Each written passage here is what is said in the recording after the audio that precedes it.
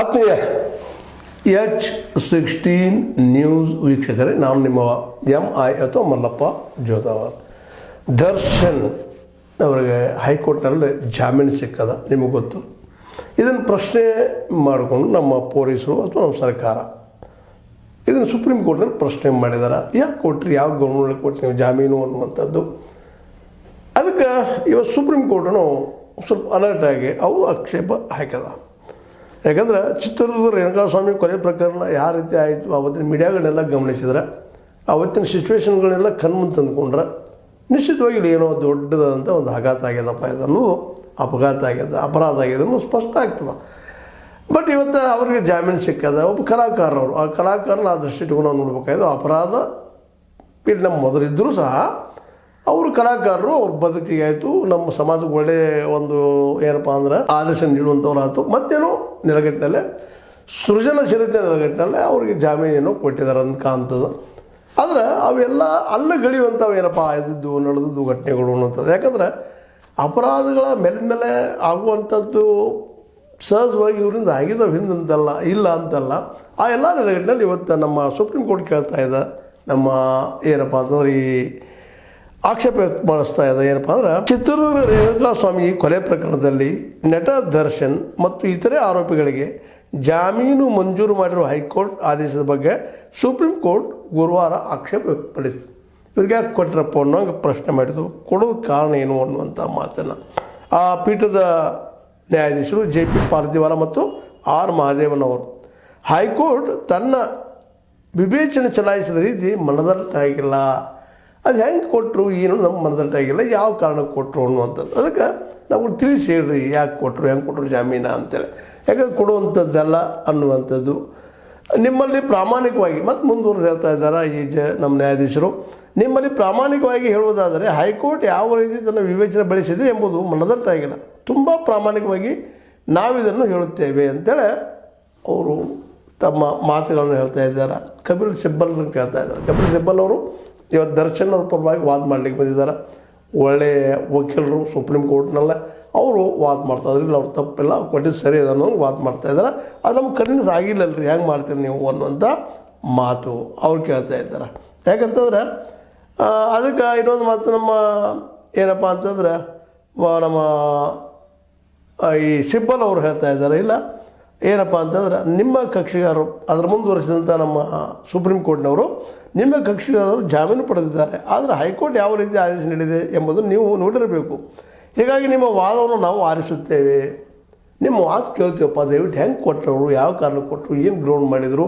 ಆದರೆ ಪ್ರಕರಣ ಭಾಳ ದೊಡ್ಡದು, ಅಪರಾಧಿಯ ಘಟನೆಗಳು ಭಾಳ ಆಗಿದ್ದಾವೆ, ಅನೇಕ ಗೊಂದಲಗಳಿದ್ದಾವೆ, ಕೊಡಬಾರ್ದಾಯಿತು ಜಾಮೀನು ಯಾಕೆ ಕೊಟ್ಟರು ಅನ್ನುವಂಥ ನೆಲೆಗಟ್ಟಲ್ಲಿ ಪ್ರಶ್ನೆ ಮಾಡ್ತಾಯಿದ್ದಾರೆ. ಅಂದ್ರೆ ಸುಪ್ರೀಂ ಕೋರ್ಟ್ಗೆ ಅದು ಸಹಿತ ಇವತ್ತು ಅನ್ನಿಸ್ತಾ ಇದೆ, ಹೌದು ಪೈಲಿ ಏನೋ ಸ್ವಲ್ಪ ಗದ್ದಾಗಿದೆ ಅಂತೇಳಿ. ನಮ್ಮ ಪೊಲೀಸರು ಭಾಳ ಒಳ್ಳೆಯ ವರ್ಕನ್ನು ಮಾಡಿದ್ರು ಆ ಸಂದರ್ಭದಲ್ಲೇ. ಅವರು ಇವತ್ತು ಪೊಲೀಸರಿಗೂ ಸಹಿತ ಅನಿಸ್ತದ, ಇಲ್ಲ ನಮಗೂ ಇದು ನಾವು ಮಾಡಿದ್ದೆಲ್ಲ ಸರಿನೇ ಇತ್ತು ಅನ್ನೋ ಅವ್ರ ವಾದನೂ ಅದಾವ. ಆ ಪರವಾಗಿ ಇವತ್ತು ಸರ್ಕಾರ ಪ್ರಶ್ನೆ ಮಾಡ್ತಾಯಿದ್ದ ಅವ್ರಿಗೆ ಏನಪ್ಪ ಅಂತಂದ್ರೆ. ಅದಕ್ಕೆ ಇವೆಲ್ಲ ನೆಲೆಗಟ್ಟಿನಲ್ಲ ನಿಮ್ಮೊಂದಿಗೆ ಹೇಳೋದಪ್ಪ ಅಂದ್ರೆ ಇಲ್ಲಿ ಇನ್ನೊಂದು ಮಾತು ಬರ್ತದೆ. ಸರ್ಕಾರಿ ವಕೀಲರು ಒಂದು ಮಾತು ಕೇಳ್ತಾ ಇದ್ದಾರೆ, ಇಲ್ಲ ನಮಗೂ ಅದು ಇನ್ನೊಂದು ಪ್ರಶ್ನೆ ಅನ್ನೋದೇ ಇಲ್ಲ. ಯಾಕಪ್ಪ ಅಂದ್ರೆ ಸಾಕ್ಷಿಗಳನ್ನ ನಾಶ ಮಾಡ್ತಾರೆ, ನಮ್ಮ ಭಯ ಅದ. ದರ್ಶನ್ ಅವ್ರಿಗೆ ಜಾಮೀನು ಸಿಕ್ತಂದ್ರೆ ದೊಡ್ಡ ಪ್ರಭಾವಿ ವ್ಯಕ್ತಿ ಇದ್ದಾರೆ ಸಮಾಜದಲ್ಲೇ, ಜೊತೆಗೆ ಅವರು ಸಾಕ್ಷಿಗಳನ್ನ ನಾಶ ಮಾಡ್ಬೋದು ಅನ್ನೋ ಭಯ ಅದ. ಅದಕ್ಕೆ ಇದು ಅಪರಾಧ ತಪ್ಪಿಸಿಕೊಳ್ಳೋ ಸಾಧ್ಯ ಅದ. ಅದಕ್ಕೆ ಅವ್ರು ಜಾಮೀನು ಕೊಡಬಾರ್ದಾಗಿತ್ತು, ಹೈಕೋರ್ಟ್ ಕೊಟ್ಟದು ಅನ್ನುವಂಥ ಒಂದು ಸ್ಪಷ್ಟ ಅಭಿಪ್ರಾಯವನ್ನು ನಮ್ಮ ಸರ್ಕಾರಿ ವಕೀಲರು ವಾದ ಮಾಡ್ತಾರೆ ಅಥವಾ ಪೊಲೀಸ್ ಪರ ಇದ್ದಂಥ ವಕೀಲರು ವಾದ ಮಾಡ್ತಾರೆ. ಅದಕ್ಕೆ ಸ್ಪಷ್ಟವಾಗಿ ಹೇಳ್ತಾ ಇದ್ದಾರೆ, ಜಾಮೀನು ಪಡೆದ ಬಳಿಕ ದರ್ಶನ್ ಅವರು ಪ್ರಕರಣದ ಪ್ರಮುಖ ಸಾಕ್ಷಿಯೊಂದಿಗೆ ವೇದಿಕೆ ಹಂಚಿಕೊಂಡಿದ್ದರು. ಇದೇನಪ್ಪ ಅಂತಂದ್ರೆ ದುಡ್ಡಿನಿಂದಾಗಲಿ ಮತ್ತೊಂದರಾಗಲಿ ಪಡ್ಕೊಳ್ಳೋ ಸಾಧ್ಯತೆಗಳದ. ಒಬ್ಬ ಸಾಕ್ಷಿ ಇದ್ದರು ಇವರು ಅಪರಾಧ ಅನ್ನೋದಕ್ಕೆ ಅಥವಾ ಘಟನೆ ಬಗ್ಗೆ, ಅವ್ರ ಜೋಡಿ ವೇದಿಕೆಯಾಗಿ ಹಂಚ್ಕೊಂಡ್ರು ಇವರು ಅನ್ನುವಂಥ ಮಾತನ್ನು ಕೇಳ್ತಾ ಇದ್ದಾರೆ. ಇವೆಲ್ಲ ಏನು ತೋರಿಸ್ತಾ ಇದ್ದಾವಪ್ಪ ಅಂತಂದ್ರೆ ದರ್ಶನ್ ಅವರು ಅಂದುಕೊಂಡಷ್ಟು ಸಂಭಾವಿತರಲ್ಲ, ಮುಗ್ಧರಲ್ಲ ಅನ್ನೋದು ಇವೆಲ್ಲ ತೋರಿಸ್ಕೊಡ್ತಾ ಇದ್ದಾವೆ. ಅದನ್ನು ಅವ್ರು ನಂತರ ಏನು ಹೇಳ್ತಾರೆ, ನಮ್ಮ ಸಿಬ್ಬಲ್ ಅವರು ಆ ದೃಷ್ಟಿ ಇಟ್ಕೊಂಡು ನೋಡಿದಾಗ ಅದು ಅವರ ಒಬ್ಬ ದರ್ಶನ್ ಪರವಾಗಿ ತನ್ನ ಕ್ಲೈಂಟ್ ಪರವಾಗಿ ಮಾತಾಡೋದ್ರಲ್ಲಿ ಏನು ಅಡ್ಡಿ ಇಲ್ಲ, ಅವ್ರು ಮಾತಾಡಲಿ. ಬಟ್ ವಸ್ತುಸ್ಥಿತಿ ಹಿಂಗಂತೆ ಸುಪ್ರೀಂ ಕೋರ್ಟ್ ಸಮಸ್ಯೆ ಬಂದಿದೆ. ಯಾಕೆಂದ್ರೆ ಆ ರೀತಿನ ಆ ಸಂದರ್ಭದಲ್ಲಿ ವರದಿಗಳು ತಯಾರಾದರು. ಎಲ್ಲ ಮೀಡಿಯಾನು ಈ ದರ್ಶನರ ಏನು ಒಂದೊಂದು ಘಟನೆಗಳ ಬಗ್ಗೆಯೂ ಸಹಿತ ವಿವರಣೆ ಅವತ್ತಿನ ಎಲ್ಲ ಇದರಲ್ಲಿ ಬಂದು ನಂತರದಲ್ಲಿ ಕೋರ್ಟ್ನಿಂದ ಅದಕ್ಕೆ ಸ್ಟೇ ತೊಗೊಂಬಂದು ಅದೆಲ್ಲ ವಿಚಾರಗಳನ್ನ ಹೊರಗೆ ಹಬ್ಬದಂಗೆ ಮಾಡುವಂಥ ಪ್ರಯತ್ನ ಅವ್ರು ಮಾಡಿದರು. ಅಂದರೆ ಇದರರ್ಥ ಏನಪ್ಪ ಅಂದ್ರೆ ಘಟನೆ ನಡೆದದ, ಆ ನಡೆದದ್ರಲ್ಲಿ ಇವರು ಇದ್ದಾರೆ ಅನ್ನೋದು ಸ್ಪಷ್ಟ ಆಗ್ತಾ ಬರ್ತದೆ. ಅಂಥ ಪ್ರಸಂಗದಲ್ಲೇ ಇವರು ಸಾಕ್ಷಿಗಳನ್ನು ಮತ್ತೇನು ನಾಶ ಮಾಡಿದ್ರೆ ನಾಳೆ ನ್ಯಾಯ ಹೆಂಗೆ ಸಿಗೋದು ಅನ್ನೋಂಥ ಒಂದು ಪ್ರಶ್ನೆ. ದರ್ಶನ್ ಅವ್ರ ಬಗ್ಗೆ ಎಲ್ಲರಿಗೂ ಹೆಮ್ಮೆಯಾದ ಕನ್ನಡಿಗರಿಗೆ ದೊಡ್ಡ ನಟ, ಅಡ್ಡಿ ಇಲ್ಲ, ಒಳ್ಳೆ ನಮ್ಮ ಸಿನಿರಂಗದ ದೊಡ್ಡದಂಥ ಒಂದು ಏನೇನು ಪ್ರಯೋಗ ಮಾಡ್ತಾ ಇರ್ತಾರೆ ಎಲ್ಲ ಸರಿ. ಅದರ ಘಟನೆ ನಾರಾಯಣ ಏನೋ ಇದ್ದರ ವ್ಯಕ್ತಿ ಚಿತ್ರದುರ್ಗ ರೇಣುಕಾಸ್ವಾಮಿ ಕೊಲೆ ಏನಾಗಿತ್ತು ಒಂದು, ಆ ವ್ಯಕ್ತಿಯನ್ನು ಭಾಳ ಹೀನಾಯವಾಗಿ ಆ ಘಟನೆ ನಡೆದು ಆರೋಪದ ಅವ್ರ ಮೇಲೆ. ಹೀಗಾಗಿ ಇವತ್ತು ಈ 17 ಜನ ಬರ್ತಾರೆ. ಅವರು 17 ಜನರಲ್ಲಿ ನಿಮಗೆ ಗೊತ್ತದೆ ಈಗಾಗಲೇ ಅವ್ರು ಯಾರಪ್ಪ ಏನು ಅಂತೇಳಿ. ಅದರಲ್ಲೂ ಮುಖ್ಯವಾಗಿ ಇದ್ದಂಥದ್ದು ಏನಪ್ಪ ಅಂತಂದ್ರೆ ಮೇನ್ ಆರೋಪ ಪವಿತ್ರಗೌಡ ಮತ್ತು ದರ್ಶನ್ ಅವ್ರ ಮೇಲೆ ಅದ. ಅವ್ರ ಜೊತೆ 17 ಮಂದಿ ಇವ್ರ ಮೇಲೂ ಆರೋಪಗಳಿದ್ದಾವೆ. ದರ್ಶನ, ಪವಿತ್ರಗೌಡ, ಲಕ್ಷ್ಮಣ್ ಪ್ರದೋಷ, ನಾಗರಾಜ, ಅನಂತಕುಮಾರ್ ಹಾಗೂ ಜಗದೀಶ್ ಇವರೆಲ್ಲ ಮೇಲೆ ಆರೋಪ ಅದ. ಮತ್ತು ನಿಧಾನಕ್ಕೆ ಇವ್ರಿಗೆಲ್ಲ ಜಾಮೀನು ಸಿಗ್ತಾ ಇದ್ದಾವೆ. ಇದು ಎಲ್ಲಿ ವೀಕ್ ಆಗ್ತಾ ಇದೆ ಅನ್ನೋದು ಸರ್ಕಾರ ತನ್ನ ಪರವಾಗಿ ಏನು ಸಾಧ್ಯ ಪ್ರಯತ್ನ ಮಾಡ್ತಾಯಿದೆ ಅಂತ.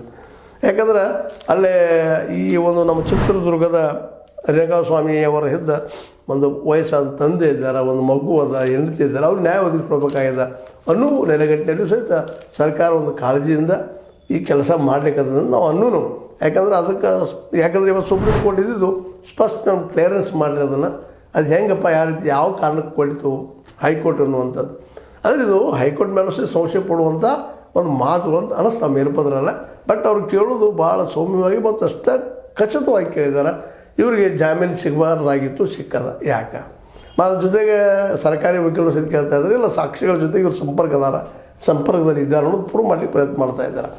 ಅದಕ್ಕೆ ನಮ್ಮ ಏನಪ್ಪ ಅಂತಂದ್ರೆ ವಕೀಲರ ಸಿಬ್ಬಲ್ರವರು ಇಲ್ಲ ಏನೋ ಅದರಲ್ಲಿ ಎಲ್ಲರೂ ಭಾಗವಹಿಸಿದ್ರು ಅಂತ ಏನೋ ಒಂದು ತೆರಿಗೆ ಉತ್ತರ ಕೊಡ್ತಾ ಇದ್ದಾರೆ. ಅಷ್ಟು ಪರ್ಫೆಕ್ಟ್ ಅಂತ ಉತ್ತರ ಅದು ಅಲ್ಲ ಅನ್ನೋದು ಯಾರಿಗಾದ್ರೂ ಮೇಲ್ನೋಟಕ್ಕೆ ಅನ್ನಿಸ್ತದೆ. ಒಟ್ಟಾರೆಯಾಗಿ ನಟ ದರ್ಶನ ಸಿಕ್ಕಂಥ ಜಾಮೀನಿನ ಬಗ್ಗೆ ಇವತ್ತು ವಿಶೇಷವಾಗಿ ಸಿನಿರಂಗದಲ್ಲೂ ಆದ ಸಂಶಯಗಳಿದ್ದಾವೆ, ಗೌರ್ಮೆಂಟ್ ಮಟ್ಟದಲ್ಲೂ ಸಂಶಯಗಳಿದ್ದಾವೆ. ಯಾಕಂತಂದ್ರೆ ಅದು ಸಿಗಬಾರ್ದಾಗಿತ್ತು, ಎಷ್ಟು ದೊಡ್ಡ ದುರಂತ ಆಗಿತ್ತು ಅನ್ನುವಂಥ ಮಾತು. ಅಂದ್ರೆ ಒಟ್ಟಾರೆಯಾಗಿ ದರ್ಶನ್ ಅವರು ಇನ್ನೂ ಕಷ್ಟದ ಈ ಒಂದು ಕೇಸಿನ ಹೊರಗೆ ಬರೋದು. ಬಟ್ ಅವರು ಬರ್ತಾರ ಅನ್ನುವಂಥ ಭರವಸೆ ವಿಶೇಷವಾಗಿ ಅವರೆಲ್ಲ ಅಭಿಮಾನಿಗಳಿಗೆ ಅದ. ಇರಲಿ ಅಭಿಮಾನಿಗಳಿಗೆ, ಆದರೆ ತಪ್ಪಂತ ಒಪ್ಕೊಳ್ಳೋಂಥ ಮನಸ್ಥಿತಿನೂ ನಾವು ಬೆಳೆಸ್ಕೋಬೇಕಾಗ್ತದೆ. ದರ್ಶನ್ ಅವರು ತಪ್ಪು ಇರಲಿಕ್ಕಿಲ್ಲ ಅಂತಂದ್ರೆ ಸಹಿತ ಅವತ್ತಿನ ಸಿಚುವೇಶನ್ ನೋಡಿದಾಗ, ಸರ್ಕಮ್ಸ್ಟೆನ್ಸಸ್ ಎವಿಡೆನ್ಸಸ್ ನೋಡಿದಾಗ ಅವರು ಅದರಲ್ಲಿ ಭಾಗಿಯಿದ್ದರು, ಅವ್ರ ಜೊತೆಗೆ 17 ಜನರು ಭಾಗಿಯಿದ್ದರು ಅನ್ನೂ ಸ್ಪಷ್ಟ ಆಗ್ತಾ ಹೋಗ್ತದೆ. ಅದಕ್ಕಾಗಿ ತಪ್ಪಿತಸ್ಥರಿಗೆ ಶಿಕ್ಷೆ ಆಗಬೇಕು ಅನ್ನುವಂಥದ್ದು ಸಿದ್ಧಾಂತದ ಮೇಲೆ, ಒಂದು ನ್ಯಾಯಕ್ಕೆ ಒಂದು ವಿಚಾರದ ಮೇಲೆ ಇದು ಬರಬೇಕು ಅನ್ನೋಂಥ ಮಾತಾಡ್ತಿದ್ದಾರೆ. ಅದಕ್ಕೆ ಈಗಾಗಲೇ ಈ ಒಂದು ವಿಷಯದಲ್ಲಿ 22ನೇ ತಾರೀಕಿನ ಕೊಟ್ಟಿದ್ದಾರೆ. ಮತ್ತೆ ನೀವು ಪ್ರೂವ್ ಮಾಡಿರಿ ಏನಪ್ಪ ಅಂದ್ರೆ ಅವ್ರು ಯಾಕೆ ಕೊಟ್ಟರು ಅನ್ನೋದನ್ನು ಅನ್ನೋ ಪರವಾಗಿ, ಜೊತೆಗೆ ಸಾಕ್ಷಿದಾರ ಜೊತೆಗೆ ಯಾಕೆ ಕೊಟ್ಟಿದ್ರು ಇದನ್ನು ಸಹಿತ ನೀವು ಕ್ಲಿಯರೆನ್ಸ್ ಮಾಡಿರಿ ಅನ್ನೋಂಥ ಕೆಲವೊಂದು ಸಂಶಯಗಳನ್ನು ವ್ಯಕ್ತಪಡಿಸಿದೆ ಸುಪ್ರೀಂ ಕೋರ್ಟು. ಅದ್ರ ಬಂದು ನೀವು ಹೇಳಪ್ಪ ಕ್ಲಿಯರೆನ್ಸ್ ಮಾಡಿರಿ, ಯಾಕೆ ಕೊಟ್ಟು ಹೈಕೋರ್ಟ್ ಅನ್ನೋದು ನನಗೆ ಕನ್ವಿನ್ಸ್ ಆಗಿಲ್ಲ. ಅದಕ್ಕೆ ಇದು ನಮ್ಮದು ಅಬ್ಜೆಕ್ಷನ್ ಅದ. ಇದಕ್ಕೆ ಈ ಅಬ್ಜೆಕ್ಷನ್ ಕ್ಲಿಯರಾಗಿ ಉತ್ತರ ಕೊಡ್ರಿ ಅಂತ ಹೇಳಿದ್ರು. ಇಬ್ಬರಿಗೂ ಹೇಳಿದ್ದಾರೆ. ಇನ್ನು ಅವರು ಸರ್ಕಾರಿ ವಕೀಲರಾಗಿರ್ಬೋದು ಮತ್ತು ದರ್ಶನ್ ಅವರು ವಕೀಲರಂತ ಹೆಬ್ಬೆಲ್ಲರಾಗಿರ್ಬೋದು. ಇನ್ನು ಈ ದಿಶೆಯಲ್ಲೇ ಮುಂದಿನ ಒಂದು ದಿನಾಂಕದಿಂದ ಕ್ಲಿಯರೆನ್ಸ್ ಮಾಡಬಹುದು ಅಂತೇಳಿ ಒಟ್ಟಾರೆಯಾಗಿ ಇಲ್ಲೇ ಈ ಒಂದು ನಮ್ಮ ರೇಣುಕಾಸ್ವಾಮಿ ಅವರಿಗೂ ನ್ಯಾಯ ಸಿಗಬೇಕು. ಸ್ವತಂತ್ರ ವ್ಯಕ್ತಿ ಯಾರಿಂದ ಅನ್ಯಾಯ ಆಗ್ಯದ ಮತ್ತು ಯಾರಿಂದ ಕೊಲೆ ಆಗ್ಯದ ಅನ್ನೋದು ಅವ್ರ ಶಿಕ್ಷೆ ಆಗಬೇಕು. ಜೊತೆಗೆ ಒಬ್ಬ ಕಲಾಕಾರ ಇದ್ದಾರೆ ಅಂತ ತಿಳ್ಕೊಂಡು ಎಲ್ಲರೂ ಮರೆಯುವಂಥದ್ದು ಬೇಕಾಗಿಲ್ಲ. ತಪ್ಪಿದಷ್ಟು ಯಾರು ಇದ್ದರು, ಎಂಥ ಸ್ಥಾನದಲ್ಲಿದ್ದರು, ಅವ್ರ ಶಿಕ್ಷೆ ಆಗಲಿ ಅನ್ನೋದು ನ್ಯಾಯದ ರೂಲ್ಸ್. ಅದನ್ನು ನಾವು ಈ ಸಂದರ್ಭ ಮತ್ತು ನೆನಪಿಸ್ತಾ ಅದರಲ್ಲೂ ಮುಖ್ಯವಾಗಿ ದರ್ಶನ್ ಒಬ್ಬ ಪ್ರಜ್ಞಾವಂತ ವ್ಯಕ್ತಿ, ಸಮಾಜ ತಿದ್ದುವಲ್ಲಿ ಕೆಲಸ ಮಾಡುವಂಥ ವ್ಯಕ್ತಿ. ಅಂಥ ವ್ಯಕ್ತಿಯಿಂದ ಇಂಥ ಘಟನೆ ಆದಾಗ ಯಾರಿಗಾದರೂ ಆಘಾತ ಆಗ್ತದೆ. ಅವತ್ತು ಇಡೀ ಕರ್ನಾಟಕನ ಆಘಾತನ ಅನುಭವಿಸಿದ್ದೇನು ಸುಳ್ಳಲ್ಲ ಅಂತ ಹೇಳ್ತಾ, ಇದು ನಿಮ್ಗೆ ಲೈಕ್ ಆಗಿರ್ಬೋದು. ಲೈಕ್ ಮಾಡಿ, ಶೇರ್ ಮಾಡಿ, ಕಮೆಂಟ್ ಮಾಡಿ, ಜೊತೆ ಸಬ್ಸ್ಕ್ರೈಬ್ ನಿಲ್ಲಿಸಬೇಡ್ರಿ. H60 ನ್ಯೂಸ್ ಅರ್ಥಾತ್ ಸೀತಾರಾಮ ವಂದನೆಗಳು.